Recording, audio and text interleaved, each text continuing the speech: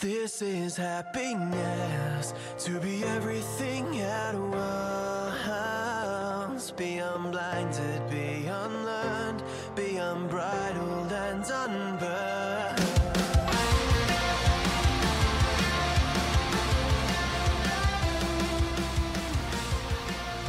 Hey everyone, and welcome back to a brand new episode of Mood Prep. My name is Dave Nixon, and today I'm going to continue the conversation from 2 days ago, from Monday, about this need to be liked. I went through and I read a passage that I wrote a couple of years ago now, but today I want to go through and sort of expand on that a little bit more and talk about like the what we're going to call the ego deceptions that we have that deceive us to think that we need to act in a particular way, or we need to behave in a particular way, or we need to achieve a particular thing in order to be good, in order to be liked, in order to be loved. And so this can be called conditional love, conditional esteem, among many things, but where it comes from is this deception of our ego telling us that we need to be or do something. So something I often refer to the Enneagram, and so the Enneagram is significantly more than just a personality type indicator. The Enneagram actually helps to point to the ego lies, the deceptions that the ego may trick us in, and these are often heavily influenced by our childhood, and our meta programs or thinking patterns can be developed from that as well.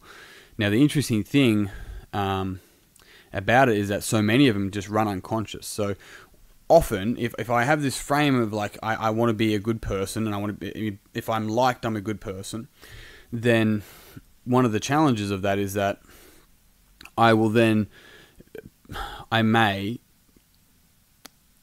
trick myself into thinking that I'm not capable of being rude, of being mean or passive aggressive, or any sort of what we would, quote unquote, call negative. But the reality is that if we don't learn to actually see those parts of us, accept those parts of us, invite those parts of us in, and actually embody it, because when we embody it, we then get the choice. You see, when we actually ignore or reject parts of us, we no longer have a choice. They will show up regardless because they're there. But when we actually accept them and integrate them, we then learn to have a choice in which way we decide to behave. And so this is what feeds into this conversation that I continually have about a good man is not a harmless man. A good man is a very, very dangerous man that has it under voluntary control, because what that's referring to is that they have seen the darker parts of them. They have seen their ability to be cruel, to be, they see their anger and realize that they're not their anger, it's an emotion that they're experiencing.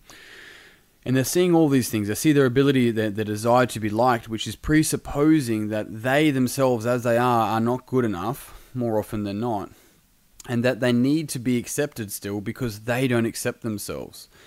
And so this is a really interesting frame, and definitely for anyone sort of seeing it within themselves and seeing it within other people, and starts to sort of realize, like, how often is this person actually in their head? They're talking, and are they trying to sound smart? Are they trying to be kind? So someone's trying to be nice to me.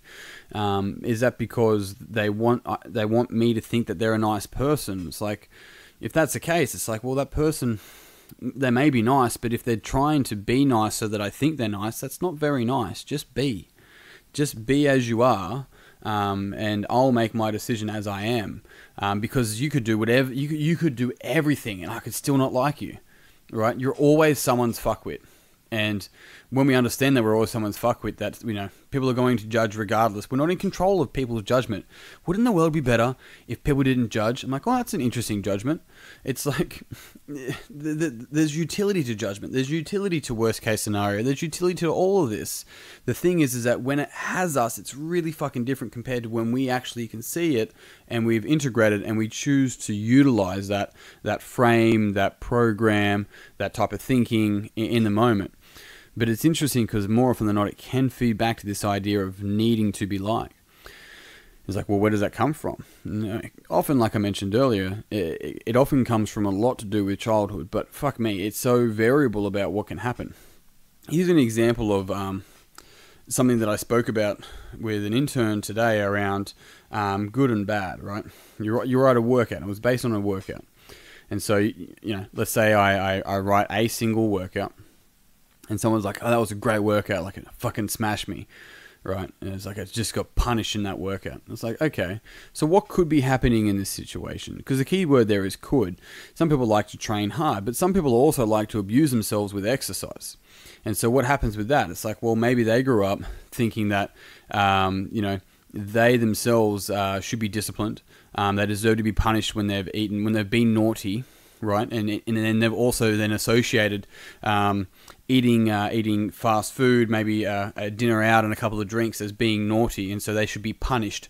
And so they go to the gym and they pay you money to punish them because they've trained themselves as they were young and wired themselves to actually want to be punished, so to speak. Because that's what happens to a naughty boy. You get punished. And we may not be conceptually aware of this, right? The thing is, if you eat a fucking pizza, you're not naughty. You're just a human being eating a pizza. That's not, you're often, people listen to this, you're a fucking adult. You're allowed to do whatever the fuck you want, within reason, obviously. But what I'm getting at there is that it's these distinctions, and then this person comes in and they go, I fucking love it, you smash me. And it's like, I'm not here to smash you. In fact, exercise and training and mental development, that's not punishment. It doesn't remotely resemble a jail. This is a place where you have an opportunity to come here and get better, right?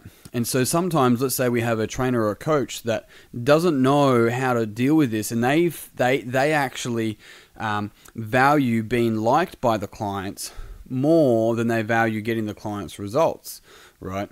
And maybe guiding that client through to their results. So maybe they show a bit of the client may show a bit of resistance, but they're only doing that because they grew up in a household where you really have to stand up for yourself, otherwise you get pushed around by your older siblings. And they're here because now they're back to do some more punishment. And then the trainer who's trying to be liked gets pushed around by this client. They don't push back, and it's just like, oh, that person's piss weak. And it's just like, nothing's actually happened here. It's just people with their frames and with all of their ego deception showing up around what's going on for them, right? And a lot of it is completely unconscious. And so this is where it's like, the need to be liked is really, really, really interesting, because most people don't like themselves. But what I learned later on, when I first heard that, I loved it. What I later on learned was that most people don't like the darker parts of themselves, right? And we're out there trying to get approval from these people that aren't integrating and aren't healthy within their whole self. The thing is that if someone judges, they're judging themselves. Not in that one judgment. It means that that's often what's really going on for them. Because pain spills over. Hurt people. And so if somebody's there and they're hurting, it's like, and they project it onto you, you get to choose whether you take that on or not. Both them liking you or them hating you. Because most of the time, if someone likes me and they don't really, truly fucking know me, they haven't known me for a long time, I mean, most people don't even know themselves, and myself included. I still find things in myself as I go through this every single day. There's still things popping up. I'm like, that's fucking interesting. That's really interesting. But what happens is that we end up liking, or we end up hating our experience of someone. Because that's our experience, it's how we're seeing them through all of our frames, through all of our ego issues, right? Through all of our meta programs and our thinking patterns. We observe this individual for some period of time and then decide whether we like or don't like them. And that's all we're doing, is deciding whether we like or not like our experience of them. It's interesting because you can't hate someone, you hate your experience of them, right? It's the same thing for love. And it's the same thing for like. On that note, I'm out. Thank you very much for tuning in. If you found this podcast beneficial, it would mean the world to me if you'd pass it on to someone else that you think would also find it beneficial. If you do share it on the socials, especially Instagram, make sure you tag me at DDNix. I'd love to share it and say thank you. Otherwise, if you haven't already, Facebook, Mood Prep Online, jump in the group. I'd love to see you there. I'll see you guys tomorrow. Until then, peace and pizza. Kick today in the dick. Slay the dragon. I'll see you soon. Be unblinded, be unlearned, be unbridled and unburned.